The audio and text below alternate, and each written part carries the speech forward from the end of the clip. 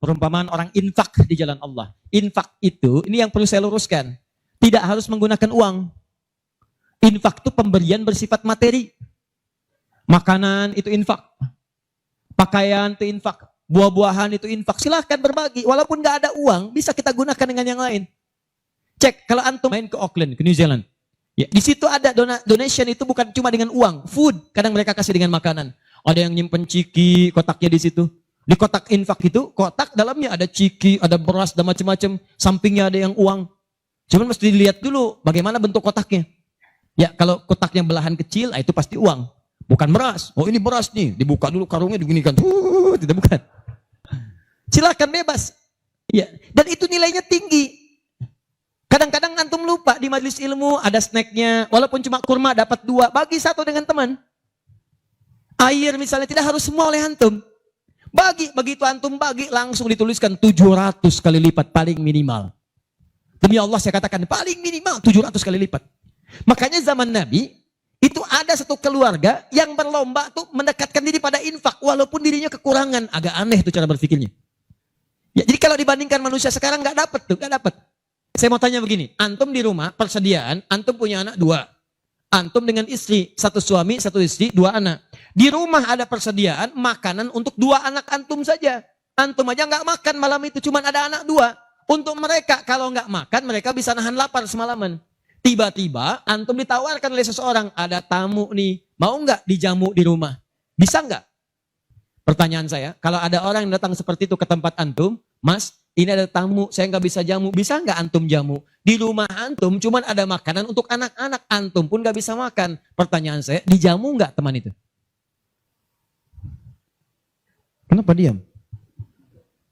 Wahai ahli surga, kenapa diam? Lihat cara berpikirnya. Kalau cara berpikir kita hanya ke makanan saja, maka kita katakan, Ustadz, anak saya aja dapatnya makanan seperti itu, kami pun nggak makan. Bagaimana bisa diberikan pada tamu?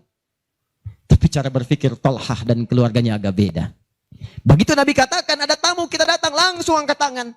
Duluan ngangkat, padahal yang lain banyak yang punya banyak makanan. Tapi cara berpikirnya, kapan lagi saya dapat 700 lebih? Kapan lagi saya dapat diangkat langsung tangannya? Ya Rasulullah saya. Sebelum yang lain ngangkat, angkat tangannya. Maka diantar kemudian ke rumahnya. Sampai di rumah, istrinya dikatakan, duhai sayang, ada titipan Rasulullah. Bahasanya bukan ada tamu, ada titipan Rasulullah. Allahu Akbar. Ada titipan Rasulullah. Maka istrinya langsung membaca, saya paham. Saya bertugas menidurkan anak-anak dulu, tidurkan. Yang suaminya menyiapkan makanan.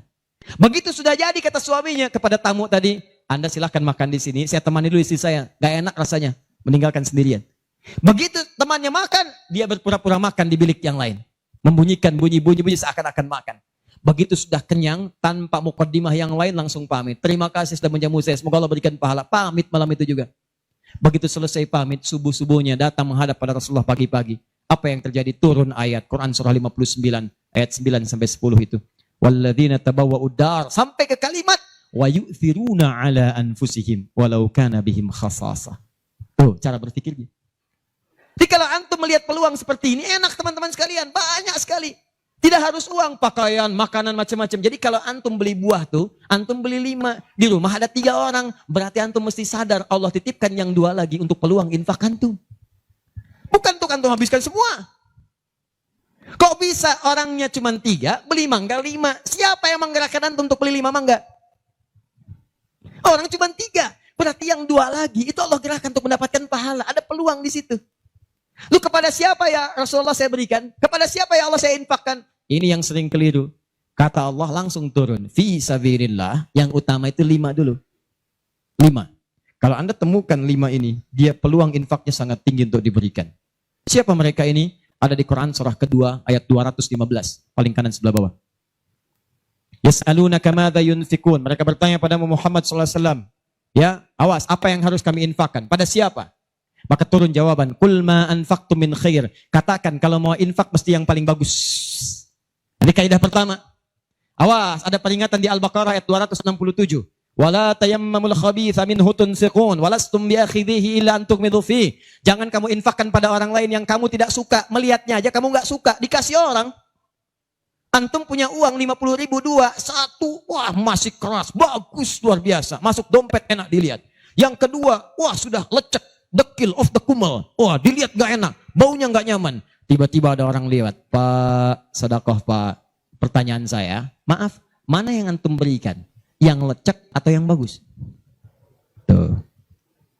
Ingat, kalau urusan zakat mal, berikan yang bagus. Zakat mal, pilih. Paham? 5 orang ini siapa? 1, lil walidain, orang tua. Ini orang tua ini gak pernah minta, jarang sekali. Cuman kita yang mesti paham. Kan sama, antum pun suka ngasih isyarat. Mama. Oh, mau makan. Makan. Mama. Boneka. Antum setelah dewasa mesti paham. Kadang-kadang orang tua tuh gak minta. Gak pengen nyusahin anaknya. Padahal orang tua udah susah. Melahirkan susah, mengandung juga susah, merawat susah, menyusui susah. Sudah dewasa pun antum masih susahin juga. Kapan antum berbaktinya? Tapi kadang-kadang cuma nanya, nelpon apa kabar. Padahal di rumahnya itu Masya Allah lagi kurang beras. Beras kurang, rezeki belum dibayar. Kirimkan, sebelum diminta kirimkan. Itu begitu antum kirimkan, demi Allah saya katakan. Di hadis Al-Bukhari, di kitab Al-Adabul Mufrad, bukan cuma mendapatkan lipatan pahala kalikan 700 lebih. Tapi ridha Allah turun ke tempat antum pada saat itu. Kalau sudah turun, semua doa yang antum mintakan minimal akan dijawab pada saat itu. Itu rahasianya. Kalau dengan urusan orang tua itu udah gak usah mikir. Begitu mengatakan, nah gini-gini, tenang aja mah. Walaupun gak ada, katakan, insya Allah mah selesai. Insya Allah, berusaha antum. Begitu antum dapatkan seperti orang tua mengusahakan untuk antum dulu, maka pahala dilipat gandakan, ridho turun seketika. Kejar. Wal aqrabin, kerabat terdekat. Kerabat dibagi 2. Ada yang tempatnya jauh tapi hubungannya dekat. Punya saudara sekandung, tinggalnya di Palembang, antum di Semarang. Ayo kirimkan. Anak bibi nggak bisa nih pendidikannya, bantu. Antum ada, bantu. Nilainya tinggi. Jangan dikira ringan. Nih bagian kedua nanti kalau saya terangkan banyak nih. Tenang aja, kita masih sampai subuh. Bagian kedua. Saya ikutin deh. Antum jual saya beli. Ya, cuman saya beli sampai 9:30. Paham? Ayo akrabin. Yang kedua itu maaf. Golongan kedua akrabin bisa tetangga. Orang yang tidak ada hubungan famili secara mahram cuma tetangga antum. Tapi kalau yang kedua ini, Allahu Akbar, indahnya Al-Quran. Cek oleh antum, silahkan cek. Walaupun beda agama, itu tetap ada peluang infak. Gak ada ketentuan ini kecuali di Quran. Gak ada aturan ini kecuali di hadis. Buka Quran surah ke-31 ayat 15 paling kiri sebelah atas. Ada anak muslim, orang tua belum Islam, belum dapat hidayah. Kata Allah, urusan untuk ibadah pisahkan. Orang tua jangan paksa, doakan dia, silahkan dakwahi. Tapi urusan dunia, wasahibhuma fid dunya ma'rufa. Wa in jahadaka ala an tusyrika bima laysa laka bihi ilmun fala tuti'huma. Urusan ibadah masing-masing, kalau diajak-ajak enggak usah ditaati, tolak dengan cara yang lembut. Tapi kalau urusan dunia, bagi. Antum muslim, orang tua belum Islam, antum punya kelebihan. Uang agak banyak, melimpah, makanan ada, bagi. Kata Allah, jangan lihat kemudian kepercayaannya karena dia belum muslim. Bagi. Indah teman-teman sekalian. Dan itu ada pahalanya. Begitu antum berikan, masuk yang halal. Begitu halal masuk, kan haram keluar. Kan cara berpikirnya begitu. Halal masuk, yang haram keluar. Begitu keluar, sekat di hatinya terbuka. Karena yang haram itu saat masuk di hadis Muslim, haram masuk naktah sauda, noda hitam. Noda menutup. Kalau masuk jadi daging dia, antum misal, iyadzubillah bukan antum, ada orang lain konsumsi yang haram. Yang haram masuk ke dalam mulutnya, masuk ke tubuhnya, beredar dengan darah. Jadi daging, masuk ke telinga, Quran surah 6 ayat ke-25. Wa fi adhanihim naqra, waqra, di telinganya ada sumbatan. Maka yang haram cepat kedengaran, yang halal susah. Masjid dekat, suaranya dekat, Allahu Akbar, susah. Tapi konser yang macam-macam, yang joget, yang ini, yang itu, nyampe tuh konser di Jakarta, dari Semarang tembus ke sana. Wa ada absarihim ghishawa, masuk ke mata jadi penghalang, nutup. Quran surah kedua ayat ke-7. Gak kelihatan. Orang ke masjid itu bukan gak kelihatan, nampak, cuman gak ada dorongan.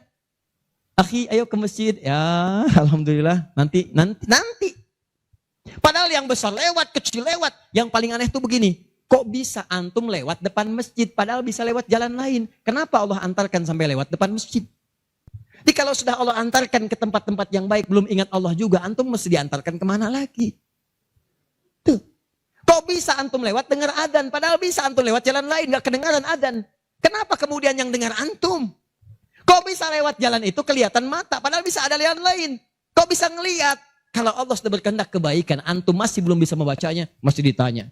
Itu pasti ada maksiat masuk. Caranya keluarkan. Kalau yang haram masuk, masukkan yang halal. Maka yang haram akan dihancurkan. Hancur, hancur, hancur. Kemudian muncul yang halalnya. Kalau halal sudah masuk, maka hati itu akan mudah untuk mendekat kepada Allah. Doakan, doakan, doakan.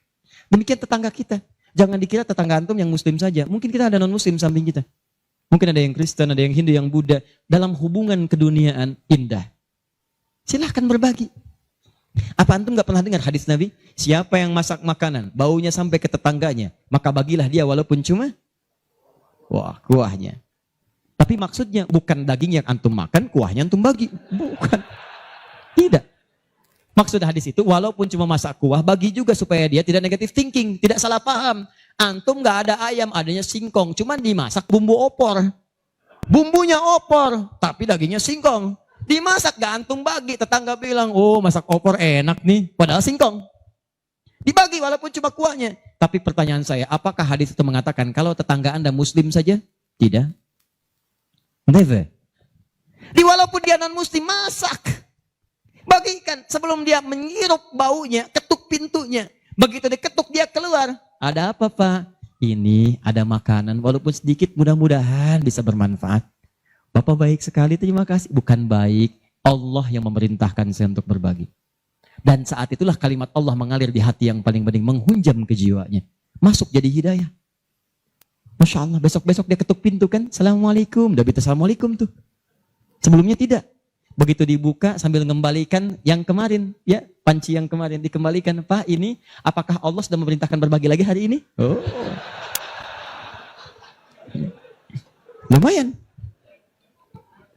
Gak ada aturan kalau bukan non-muslim jangan bagi. Gak ada, indah dalam Islam itu. Jadi walaupun Anda kasih ke yang non-muslim, pahala dituliskan. Jadi jangan pilih-pilih kalau urusan dunia. Anda masak, ini samping Islam, sampingnya lagi Kristen, sampingnya lagi kemudian muslim, non-muslim. Bagi yang muslimnya, yang non-muslim tidak.